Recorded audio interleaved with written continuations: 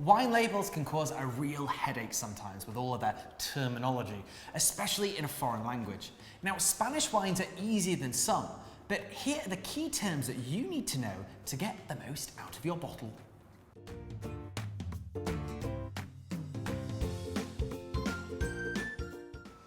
Spanish wines are probably the most famous in the world for their aging statements on the bottle.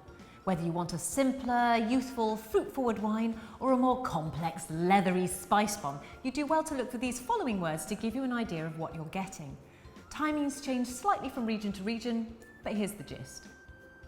Joven is a young wine that has usually had no oak, or very little oak in some regions. Crianza generally has 2 years aging with at least 6 in oak for reds. Reserva usually has 3 years minimum aging, of which 12 months must be in oak. Gran Reserva. This is the wine with the most aging, with time in bottle and oak. We're talking a minimum of 5 years, with 18 to 24 months in barrel for red.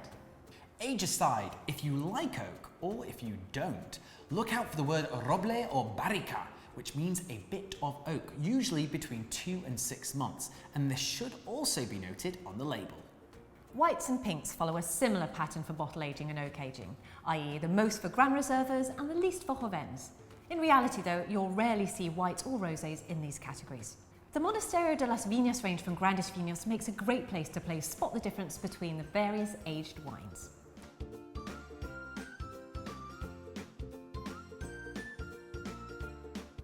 When it comes to the colours of the wines, here are the 3 words you need to be on the lookout for. Tinto is red, Blanco is white, and Rosado is pink or rosé. And what about the word bodega we sometimes see on the bottle? Well, this simply means winery.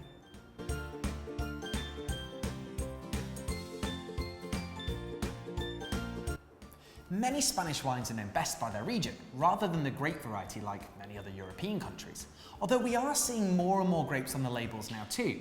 These wine regions tend to be synonymous with certain grapes. So in Rioja and Ribera del Duero, it's often Tempranillo. In Priorat, it's Garnacha.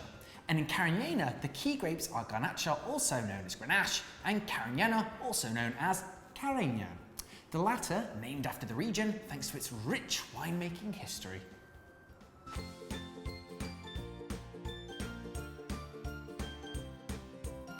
In English, this means protected designation of origin. So essentially, wine regions where every part of the production, processing and preparation process must take place in that specific region. This is also still seen simply as DO, and there are currently 68 DOs in Spain. There are an awful lot of P's in that paragraph. Yep.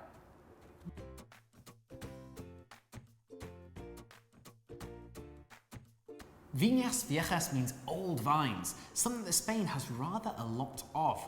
Now, old vines make for much more interesting wines, as they have deeper roots and fewer grapes and leaves, meaning what's harvested makes for a much more complex wine.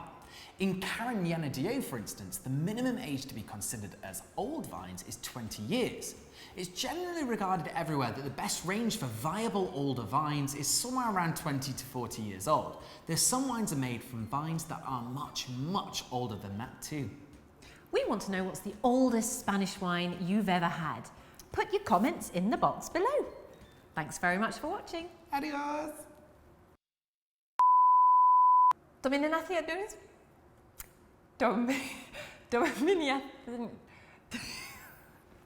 Are you okay? Didn't Sorry, didn't know that.